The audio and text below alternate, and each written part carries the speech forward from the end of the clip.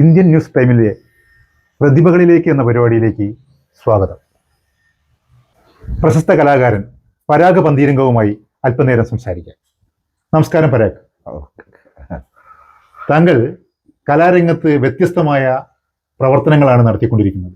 പ്രത്യേകിച്ചും പാഴ്വസ്തുക്കളെ കൊണ്ട് നിങ്ങളുടെ കലാപ്രവർത്തനത്തിന് വലിയ കാര്യങ്ങളാണ് ചെയ്തുകൊണ്ടിരിക്കുന്നത്. പ്രത്യേകിച്ചും പ്ലാസ്റ്റിക് മുക്തമായ ഒരു കേരളം, അതിനുവേണ്ടി നിങ്ങൾ വലിയ തരത്തിലുള്ള ഇടപെടൽ നടത്തുന്നത്. അപ്പോൾ ഇത്തരത്തിലേക്ക് വരാനുള്ള വ്യത്യസ്തമായ ഒരു ചിന്തകൾ നിങ്ങൾക്ക് വരാനുണ്ടായ സാഹചര്യം എന്താണ്? പ്രചരണ രംഗത്താണ് ഈ കൂടുതൽ ഫ്ലക്സ് പോലുള്ള മാലിന്യങ്ങൾ നിറയുന്നത്.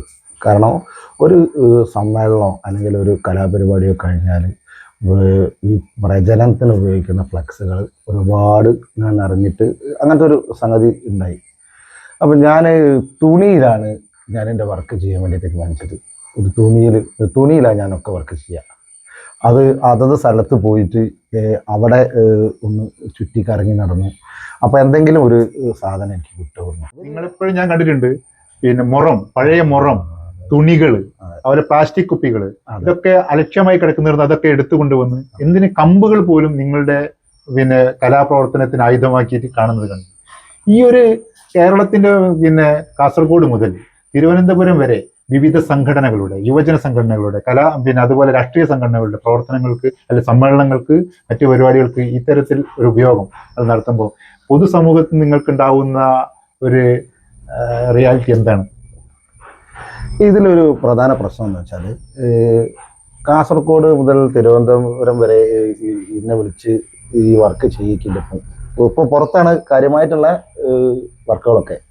പക്ഷെ ഇതിലൊരു കാര്യം, സാമ്പത്തികം ഇതിലൊരു വലിയ ഘടകം തന്നെയാണ്. കാരണം സമ്മേളനങ്ങളൊക്കെ ആളുകളോട് പിരിവെടുത്തൊക്കെ നടത്തുന്ന ഒരു പ്രോഗ്രാമായിരിക്കും.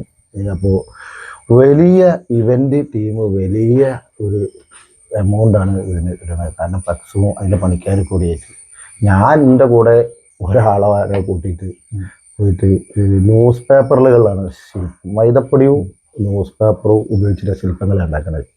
അതിൻ്റെ ഫ്രെയിം അടിച്ചിട്ട്, ഇല്ലെങ്കിൽ ഞാൻ അതിൻ്റെ ഇൻട്രസ്റ്റിൽ അതിന് മുമ്പ് കിട്ടൂല.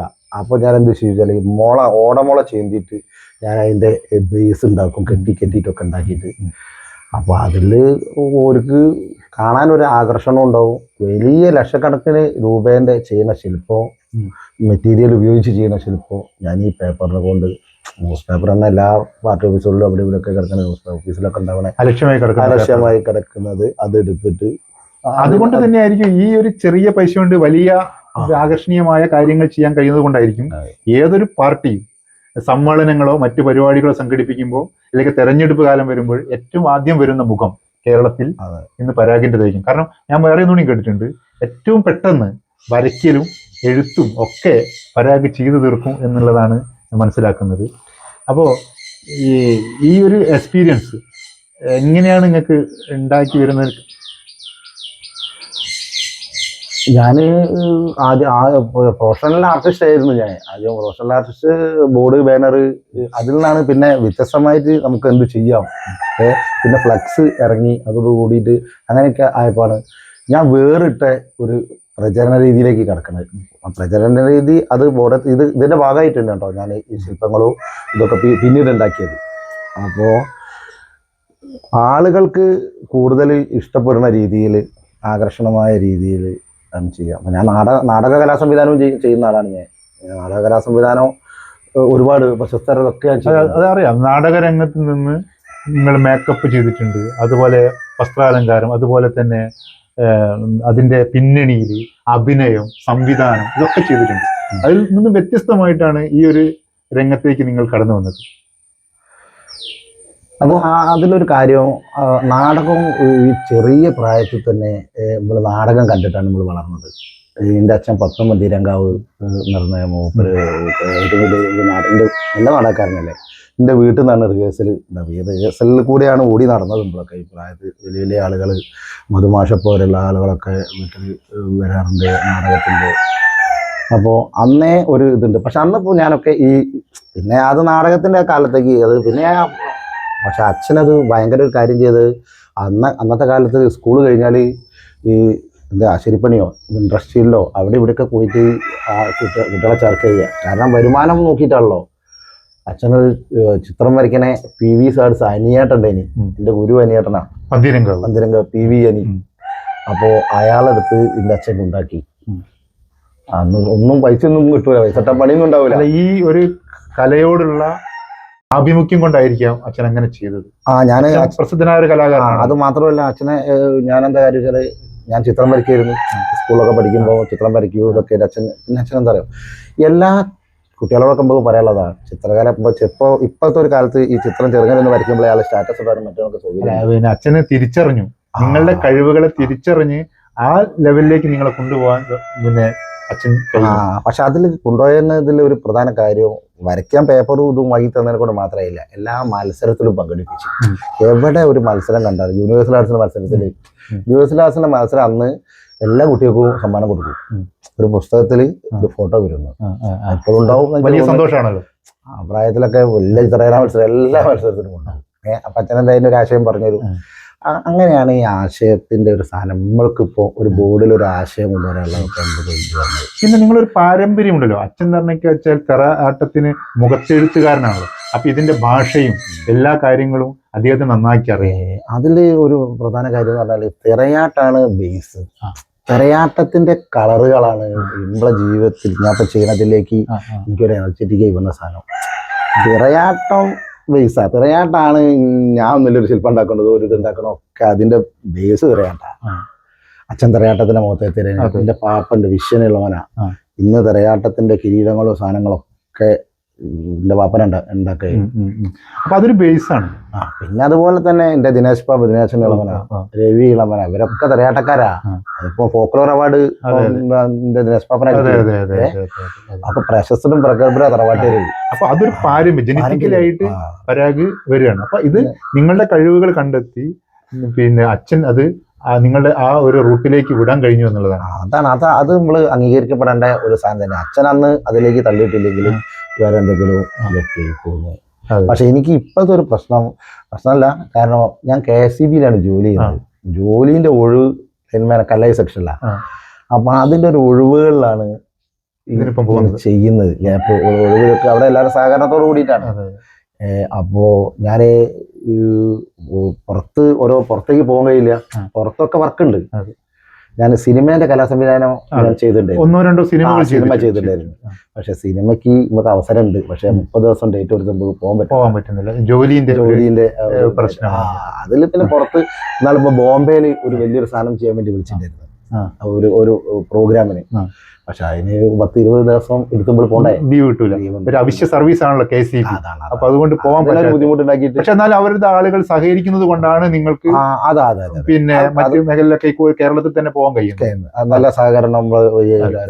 ഇപ്പൊ കോഴിക്കോട് വെച്ച് നടന്നപ്പോ ഒരു മറ്റേ കുട്ടികളുടെ കലോത്സവം നടന്നപ്പോ അതിലൊരു വ്യത്യസ്തമായ ഒരു കാര്യങ്ങൾ ചെയ്തല്ലോ. ഏറ്റവും പിന്നെ എനിക്ക് തോന്നുന്നത് ഇന്ത്യയിലെ തന്നെ വിവിധ മാധ്യമങ്ങൾ, ഇംഗ്ലീഷ് മാധ്യമങ്ങളിൽ പോലും എന്തായിരുന്നു ചെയ്തത്, ഗിറ്റാർ ചെയ്ത് അതിന് വലിയ പേരും ഇതൊക്കെ വന്ന് പ്രസക്തിയൊക്കെ കിട്ടി.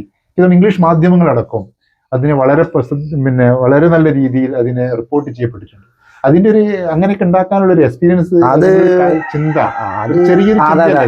അതൊരു വലിയൊരു സംഭവം എന്റെ ജീവിതത്തിലെ ഒരു പ്രധാന സാധനം. കാരണം സെൽഫി പോയിന്റ് എന്ന ഒരു സംവിധാനം അതോടുകൂടിയാ വന്നത്. സെൽഫി പോയിന്റ് ഇപ്പൊ എല്ലായിടത്തും. അന്ന് കോഴിക്കോട് വെച്ച് നടന്നു. അന്ന് എല്ലാവരും ഈ ഗിറ്റാറിന്റെ മുമ്പിൽ ഫോട്ടോ എടുത്തിരിക്കണം. അതെ, കേരളത്തിലെ ഒരുപാട് നാടകക്കാരും സിനിമാക്കാരും കലാകാരികൾക്ക് വരുന്ന സ്ഥലമാണ്. അവിടെ എല്ലാവരും വരും, നാട്ടിലെ എല്ലാ മനുഷ്യന്മാരും. ഒരു ഭയങ്കര ത്യാഗമാണ് അത്. കാരണം ഈ ഐഡിയ ഞാൻ മറ്റേ TV ബാലേട്ടൻ അതുപോലുള്ള CPI-ന്റെ അധ്യാപക സംഘടനയ്ക്കായിരുന്നു ഇതിന്റെ ചാർജ്. ഭാരതി ടീച്ചർ അങ്ങനത്തെ ഓരോ ചാർജ്.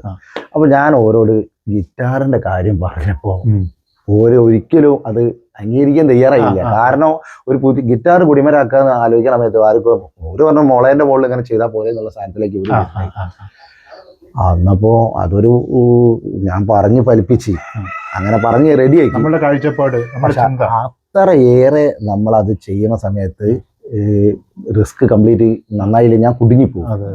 അപ്പൊ ഞാൻ അത് ഫിറ്റ് ചെയ്ത് അതിൽ നമ്മളെ അനൂപ് സതൻ നമ്മളെ അനൂപ് തിരങ്കാവ്. വന്തിരങ്കാവ്. അനൂപ് അതിന്റെ ഇത് കാർപ്പൻട്രി വർക്കൊക്കെ ചെയ്തത്. ആ. ഓന്റെ അതില് ഓനെ വളരെ സഹായിച്ചിട്ടുണ്ട്. ഓന്റെ ഒരു ഭയങ്കര ഇത് അതിലുണ്ട്. ടച്ച്. പെയിന്റ് ചെയ്തത് സന്ദീപ് പുൽപ്പറമ്പിൽ നിന്നാണ്. പെയിന്റിംഗ് ഒക്കെ ഒക്കെ എല്ലാം തൂക്കത്തിന് വന്നതിനെ കൊണ്ടാണ് ഈ സാധനം ഭംഗിയായത്. ഞാൻ ഇത് ഫിറ്റ് ചെയ്ത് ഒക്കെ കഴിഞ്ഞതിന് ശേഷം എനിക്ക് പേടിയായി. അപ്പം ഞാൻ സ്ഥലത്തില്ല, അനുഭവമൊക്കെ ഫിറ്റ് ചെയ്തേക്കണത്. എനിക്ക് വരാൻ തന്നെ പേടിയായി. ഞാൻ പിറ്റേന്ന് എത്തിയിട്ട് ഞാൻ പിന്നെ ഇവരെ അടുത്തേക്ക് ഞാൻ പോകണില്ല. ഞാൻ റൂമിലാണ് നിന്നിട്ട് ഉള്ളത്. പക്ഷേ ഞാൻ എനിക്ക് എന്താ പ്രശ്നം ഒരു റിസൾട്ട് കിട്ടണ്ടേ. ഞാൻ ഇതിൻ്റെ ആൾക്കാരൊക്കെ വിദ്യാഭ്യാസ ഓഫീസറൊക്കെ എന്നെ ഫോൺ ചെയ്യുന്നുണ്ട്. അപ്പം ഞാൻ അത് കൊളായിട്ടാണ് വിളിക്കുന്നത് വെച്ചിട്ട് പേടിച്ചിരുത്തില്ല. അവസാനം രക്ഷയില്ല, ഞാൻ ഫോൺ എടുത്തത്. അപ്പോൾ ആ ഫോണിൽ എന്നോട് പറഞ്ഞു, ഞങ്ങൾ റേഡിയോ മാംഗോ എന്നാണ് വിളിക്കുന്നത്, നിങ്ങളെ ഗിറ്റാറാണ് കേരളം ചർച്ച ചെയ്യുന്നത്. തീർച്ചയായിട്ടും. അമ്മ അതിൽ ഭയങ്കര അമ്മ തന്നെ വിദ്യാഭ്യാസ മന്ത്രി ശിവൻകുട്ടി. അതിലേറെ എനിക്ക് ഭയങ്കര സന്തോഷം തോന്നിയത് എൻ്റെ KSEB ഇതിൻ്റെ ഫോട്ടോ KSEBിൻ്റെ പേജിൽ പ്രസിദ്ധീകരിച്ച് എല്ലാവരും ഇതിൽ KSEB ജീവനക്കാരൻ, ആത്മസന്തോഷം കൊണ്ട് കണ്ണു നിറഞ്ഞു പോയ ജീവനക്കാരനാണ് ഈ ഗിറ്റാർ ഉണ്ടാക്കിയത്. എന്തൊക്കെ സംസ്ഥാനമായിട്ട് ഇത് പറഞ്ഞാല് അതിന്റെ തൊഴിലല്ലേ KSEB എന്ന് പറഞ്ഞാൽ നമ്മളെ ഏറ്റവും ഇതല്ലേ. അപ്പൊ നമുക്ക് അന്നം തരുന്നത് KSEB. പക്ഷെ അത് മറ്റേ നമ്മളൊരു പ്രൊഫഷണൽ, മറ്റേ നമ്മള് സന്തോഷം അതിലൊരു സാധനം ഉണ്ടാക്കിയിട്ട് എല്ലാവരും നന്ന മുമ്പ് കാണുന്ന സമയത്ത് ഒരു അനുഭവമാണ്. പിന്നെ അതിലേക്ക് ഭയങ്കര റിസ്ക് ആണ് അതൊക്കെ ചെയ്യുമ്പോഴൊക്കെ. പക്ഷെ പിന്നെ നമ്മൾ അതിലേക്ക് അത് നന്ന് റിസ്ക് ഒക്കെ എടുത്ത് ആള് കാണുമ്പോ നന്നായി എന്ന് പറയുമ്പോൾ നമുക്കുണ്ടാവുന്ന സന്തോഷം അതൊരു ഭയങ്കര സംഭവം. പരാഗിന് ഒരുപാട് അവാർഡുകൾ, ദേവരാജൻ, ശാന്തിച്ചി അവാർഡ്, അങ്ങനെ തുടങ്ങി ഒരുപാട് അവാർഡുകൾ അതോടുകൂടി വാങ്ങി കൂട്ടിയിട്ടുണ്ട്. ചെറിയ വയസ്സിൽ ഒട്ടനവധി അവാർഡുകളാണ് വാങ്ങി കിട്ടിയത്. പിന്നെ അതുപോലെ ഈ ഇങ്ങനെ നിൽക്കുന്ന ചെറിയ നമ്മളെ ഒരു ശ്രദ്ധിക്കുന്നുണ്ടെന്നുള്ള അതാ ഞാൻ മനസ്സിലാക്കുന്നത്. പൊതുസമൂഹം നമ്മളതെല്ലാം ഞാനത് തരുന്നവരൊക്കെ നമ്മളെ ശ്രദ്ധിക്കുന്നുണ്ട്. കാരണം 2014 ശാന്താദേവി അവാർഡ് കിട്ടി, അത് നമ്മളെ ഒരു പരിഗണിച്ച്. പിന്നെ ഈ 2025 ദേവരാജൻ മാസ്റ്റർ പുരസ്കാരം, അത് പറഞ്ഞാൽ ഈ ആദ്യമായിട്ട് ഒരു അങ്ങനെ ഒരു സാധനം കൊടുക്കണ്ടേ. കാരണം ഈ വേസ്റ്റ് മെറ്റീരിയൽ ഉപയോഗിച്ചിട്ട് ഇങ്ങനെ ചെയ്യുമ്പോഴൊക്കെ അതിന്റെ ആളുകൾ മറ്റേ പോൾ കല്ലാനോട് മാഷി, സോമൻ കല്ലൂരൊക്കെയാണ് ഇതിന്റെ ആളുകൾ. ഒരു ചന്ദ്രശേഖരൻ തിക്കോടി. അപ്പോൾ ഞാൻ എന്നെ ചന്ദ്രശേഖരേട്ടൻ കണ്ടപ്പോൾ എന്നോട് പറഞ്ഞതെന്ന് വെച്ചാൽ വേറെ ആളെ പരിഗണിക്കുക അല്ലീനി എന്നാ പറഞ്ഞത്. കാരണം നമ്മളെ ഓരൊക്കെ എവിടെ കിടക്കുന്ന ആൾക്കാർ. അതെ അതെ അതെ, ഒരുപാട് നാടകങ്ങൾ എഴുതിയ ആളുകളാണല്ലോ കോടി മാഷൊക്കെ. അപ്പോൾ കേരളത്തിലെ ഒഴിച്ചുകൂടാൻ പറ്റാത്ത ഒരു ആർട്ടിസ്റ്റാണ് പരാഗ്. അപ്പോൾ ഈ ഇതിലേക്ക് വരുന്നതിൽ ഒരു കാര്യം ചോദിക്കുന്നത്, വരുമ്പോൾ തന്നെ അച്ഛൻ പപ്പേട്ടൻ്റെ നാടകത്തിൽ ഞാനും അഭിനയിച്ചിട്ടുണ്ട്. 2-3 നാടകത്തിൽ ഞാൻ അഭിനയിച്ചിട്ടുണ്ട്. പപ്പേട്ടന് വ്യത്യസ്തനായ മനുഷ്യനായിരുന്നു. പപ്പേട്ടൻ എനിക്ക് തോന്നുന്നത് ഒരു 10-30ഓളം നാടകങ്ങൾ എഴുതിയിട്ടുണ്ട്. പക്ഷെ ആ സ്ക്രിപ്റ്റുകളൊക്കെ ഇവിടെ ഉണ്ടോ? അച്ഛനൊന്നും സൂക്ഷിച്ച് വെച്ചില്ല. ഒരു പുസ്തകം ആത്മരോക്ഷത്തിന്റെ നാടകങ്ങൾ പ്രസിദ്ധീകരിച്ചെന്നല്ലാതെ പിന്നെ ആരൊക്കെയോ കയ്യിലുണ്ട്, അതൊക്കെ ഒന്ന് കളക്ട് ചെയ്യണം. അത്തരത്തിലുള്ള ഒരു പ്രവർത്തനങ്ങൾ നടത്തുന്നുണ്ടോ? അത് നോക്കുന്നുണ്ട്. കാരണം വെച്ചാല് ഒരു വല്ലാത്ത ഒരു സാമൂഹിക അവസ്ഥയിൽ നിന്നാണ് അദ്ദേഹമൊക്കെ നാടകം എഴുതിയത്. പ്രതിഷേധത്തിന്റെ നാടകം, കുത്താണ്ടയാണെങ്കിലും വഞ്ചിപ്പാട്ടാണെങ്കിലും നാളെയുടെ പാട്ട് പണ്ട് രാജാവ് ഉണ്ടായിരുന്നെങ്കിലും, തേങ്ങയാണെങ്കിലും, അങ്ങനെ തുടങ്ങി ഒരുപാട് നാടകങ്ങൾ. അതൊക്കെ ആത്മരോധനത്തിന്റെ നാടകങ്ങളാണ്. അപ്പോ ആ നാടകങ്ങൾ സത്യത്തിൽ ഇന്നും സമൂഹത്തിൽ ചർച്ച ചെയ്യപ്പെടേണ്ടതാണ്.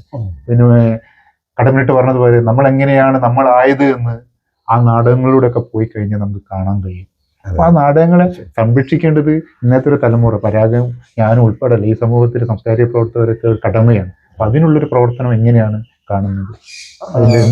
അത് അച്ഛൻ്റെ സുഹൃത്തുക്കളൊക്കെ ഉണ്ട്, ശിവേട്ടനെ പോലുള്ള അച്ഛൻ്റെ സുഹൃത്തുക്കൾ ഒരു കമ്മിറ്റി ഒന്ന് രൂപീകരിക്കാൻ വേണ്ടി പറഞ്ഞിട്ടുണ്ട്. അപ്പൊ ചുരുങ്ങിയൊരു ഇത് രൂപീകരിച്ചാലേ അതിനനുസരിച്ച് അനുസ്മരണ പരിപാടി നടത്തുക, അങ്ങനെയൊക്കെ അച്ഛൻ്റെ പുസ്തകങ്ങളൊന്ന് ഒക്കെ ഒന്ന് സംരക്ഷിക്കുക, അങ്ങനെയൊക്കെ വെച്ചിട്ട് ആലോചനയുണ്ട്. പക്ഷെ ഇതെങ്കിൽ അച്ഛനെ പറ്റി പറയുമ്പോൾ പറയാനുള്ള കാര്യം, അച്ഛൻ ഒരിക്കലും എന്നെ സപ്പോർട്ട് ചെയ്തില്ല. അതൊരു വിജയം എനിക്ക്. കാരണം അച്ഛന് എന്താ പ്രശ്നം, ഒന്നും എൻ്റെ നന്നായി എന്ന് പറയില്ല. അന്ന് ഇപ്പം മക്കളെ പ്രൊമോട്ട് ചെയ്യുന്ന ആൾക്കാരല്ലേ, മക്കളുടെ സാധനങ്ങളൊക്കെ സ്റ്റാറ്റസും വീഡിയോ അച്ഛന്മാർ ഇടുന്ന കാലമാണ്. പിന്നെ ഒരു സാധനം അച്ഛനായില്ല. പക്ഷെ ഞാനൊരു സാധനം ചെയ്യുമ്പോൾ എൻ്റെ അച്ഛനെ നന്നായി എന്ന് പറയാൻ വേണ്ടിയിട്ടാണ് ചെയ്തത്, എല്ലാം ഞാൻ ചെയ്തത്. പക്ഷെ അന്നപ്പോ അത് കുറച്ചും കൂടി എനിക്ക് ഇത് കിട്ടും, ആത്മധൈര്യം. ഞാൻ ഇപ്പൊ നേരത്തെ പറഞ്ഞ പോലെ കുട്ടികൾ ഒരു കിളീനെ വരച്ചപ്പോ സൂപ്പറായി എന്ന് പറഞ്ഞിട്ട് നിൽക്കണ കാലം ഞാൻ പറഞ്ഞ എന്റെ അച്ഛന അത് പറയാത്തതിനെ കൊണ്ടാണ്, നന്നായി ഇല്ല എന്ന് പറയണതിനെ കൊണ്ടാണ് ഞാൻ വീണ്ടും വീണ്ടും നന്നാക്കാൻ ശ്രമിച്ചത്. വീണ്ടും വീണ്ടും നന്നാക്കാൻ ശ്രമിച്ചു. അതുകൊണ്ട് അതെന്റെ വിജയം. അതാണ് വിജയം. അത് അതിനെ നിങ്ങൾക്ക് ഞാൻ അത് കോംപ്രമൈസ്, എന്റെ വർക്കിൽ കോംപ്രമൈസ് ഇല്ല.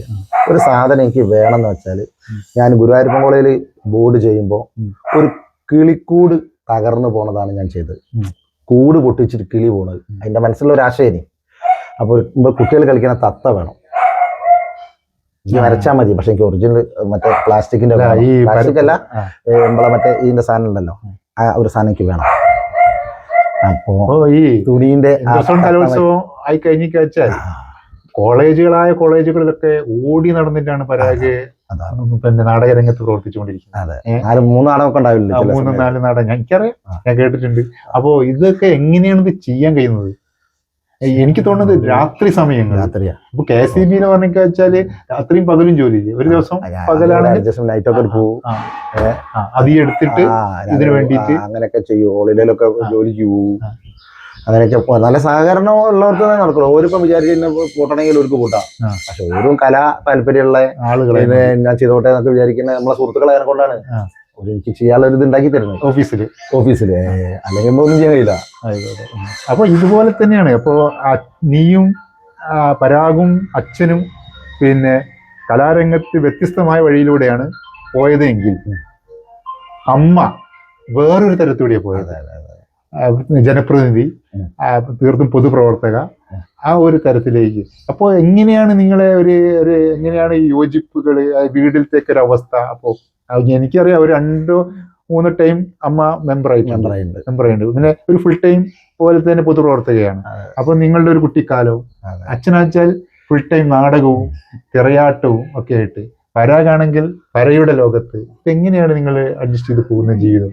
ഞാന് വീട്ടില് അച്ഛനും അമ്മയൊക്കെ ഓരോ പ്രവർത്തനത്തിന്റെ ആളുകളാണെങ്കിലും ഞങ്ങൾ രാത്രി ഒരുമിച്ചിരുന്നത് എല്ലാവരും ഒരുമിച്ച് കൂടാ, അത് ഒരുമിച്ചാ ഭക്ഷണം കഴിക്കാം. ഇപ്പൊ ഞങ്ങൾക്ക് അങ്ങനെ കഴിക്കാൻ കഴിയില്ല, കാരണം ഞാൻ ഉണ്ടാവില്ല അങ്ങനെ. പക്ഷെ അന്ന് അങ്ങനെ ഉണ്ടാവാറില്ലേ, രാത്രി പ്രധാനം. അപ്പൊ ഈ കൂട്ടിയിരിപ്പില് എല്ലാം ചർച്ച ചെയ്യും, നാടകത്തെ കുറിച്ച്, പൊതുരംഗത്തെ കുറിച്ച്, രാഷ്ട്രീയത്തെ കുറിച്ചൊക്കെ ചർച്ച ചെയ്യും. അതൊരു നമുക്ക് അതിൽ നിന്ന് കുറെ രാഷ്ട്രീയവും കിട്ടും. പിന്നെ നമ്മളെ കുട്ടിക്കാലത്ത് അമ്മ പൊതുപ്രവർത്തകനെ കൊണ്ടുമ്പോൾ ഒരുപാട് ബുദ്ധിമുട്ടുകൾ ഒരുപാട് ഉണ്ടായിരുന്നു. പക്ഷെ അപ്പൊ ഞാൻ പിന്നെ ഒരു 26 വയസ്സ് കല്യാണം കഴിക്കേണ്ട എഴുതുന്നുണ്ട്. പക്ഷെ ഭാര്യ ശ്രീഷ നല്ല സപ്പോർട്ടാണ്. അത് പിന്നെ ശ്രീഷ നല്ല ഭാര്യ, അവര് ഈ കലാരംഗത്ത് നിങ്ങൾ പ്രവർത്തിക്കുന്നതിന് വലിയ സപ്പോർട്ട് ചെയ്യുന്നു. അതും കൂടി നിങ്ങൾക്ക് ഒരു ആവേശം. അതാണ് മക്കളും നല്ല കാര്യം. പക്ഷെ നമ്മള് പല സ്ഥലത്തായിട്ട് ഇവരെ കാര്യങ്ങൾ നോക്കാൻ പറ്റാത്തത് ഭാര്യയാണ് കവർ ചെയ്യുന്നത്. അതൊരു ഭയങ്കര സംഭവമല്ലേ. അതിനെ കൊണ്ട് അതിന്റെ ഒരു കാര്യം. മുന്നൊരുക്കങ്ങളില്ലാതെ സൃഷ്ടിപ്പിന്റെ സ്ഥലത്തെത്തി അവിടെ കാണുന്ന പാഴ്വസ്തുക്കൾ ഉപയോഗപ്പെടുത്തിക്കൊണ്ട് തന്റെ കലാസൃഷ്ടി ഏറ്റവും മനോഹരമാക്കി മാറ്റുന്ന പരാഗമായിട്ടാണ് നമ്മൾ ഇത്ര നേരം സംസാരിച്ചത്. അദ്ദേഹം ഇനിയും ഈ കേരളത്തിന്റെ സാംസ്കാരിക മണ്ഡലത്തിൽ പുതിയ കയ്യൊപ്പുകൾ ചാർത്താൻ കഴിയട്ടെ. ഇത്ര നേരം ഞങ്ങൾക്ക് തന്ന അഭിമുഖത്തിന് സ്നേഹവും നന്ദി.